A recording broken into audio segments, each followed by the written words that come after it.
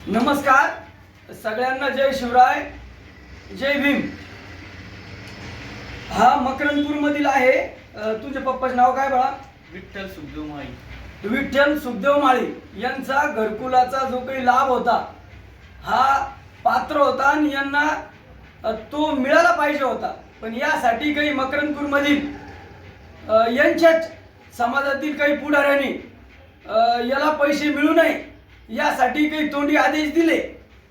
पण आता हा पात्र होता, याला शासनाकडून घरकुलाचे 15,000 रुपये मिळाले पाहिजे होते। आता ते मिळाले तुला असं पंचायत समितीमधून सांगितलं ना? सांगितलं। त्याच्यासाठी माझी विनंती आहे, मकरंदपूर मधील जेवढे घरकुलाचे लाभार्थी आहे त्यांनी कोणालाच 1 रुपया देऊ नये।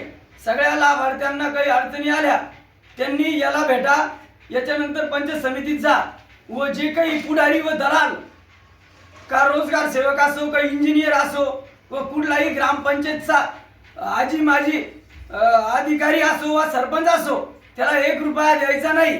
हे सगळे शासनाचे लाभ यांना फुकट मिळणार आहे। पण काही अशिक्षित लोकांना दिशाभूल करून हे पैशाची जर यांनी मागणी केली तर यांना पैसे देऊ नका।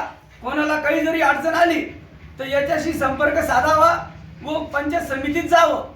फक्त सोबत येताना आधार कार्ड, घरकुल पात्रतेचा नंबर व बँकेचं पासबुक हे सगळं घेऊन यावं। कोणाचेही पैसे थांबत नाही, ते फ्री ऑफ चार्जेस डायरेक्ट सरकारकडून लाभार्थ्याला भेटता।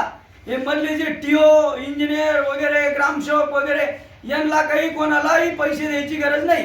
कोणी अडवणूक केली तर डायरेक्ट माझ्याशी संपर्क साधावा। जय भीम, जय शिवराय।